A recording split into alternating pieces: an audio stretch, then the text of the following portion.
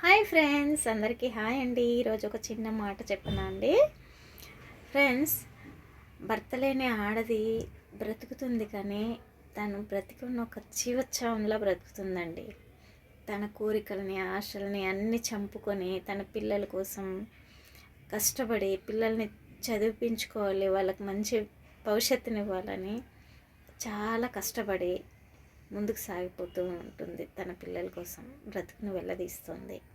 కానీ కొంతమంది మాత్రం ఆ ఒంటరి ఆడదాన్ని, భర్త లేని ఆడదాన్ని చాలామంది కించపరుస్తూ ఉంటారు, సూటిపోటి మాటలతో బాధ పెడుతూ ఉంటారు. కానీ మాత్రం ఫ్రెండ్స్, అందరికీ ఒకటే విన్నపం అండి, భర్త లేని వాళ్ళని కొంచెం గౌరవించండి, వాళ్ళని కించపరచద్దు, దూషించకండి. ఎందుకంటే చెడుగా కొంతమంది చెడుగా ప్రవర్తిస్తూ ఉంటారు. అలాంటివన్నీ మానుకుంటే, ఒక స్త్రీమూర్తిని మనం గౌరవిస్తే అది మనకు గౌరవం, వాళ్ళకు కూడా మంచిదే అండి. వాళ్ళని కూడా గౌరవించిన వాళ్ళం అవుతాం. మనం గౌరవిస్తేనే ఇతరులు మనల్ని గౌరవిస్తారు.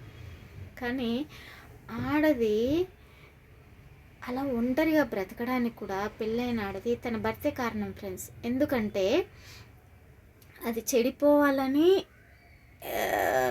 ఒక ఉద్దేశంతో తన జీవితాన్ని నాశనం చేసుకోదు.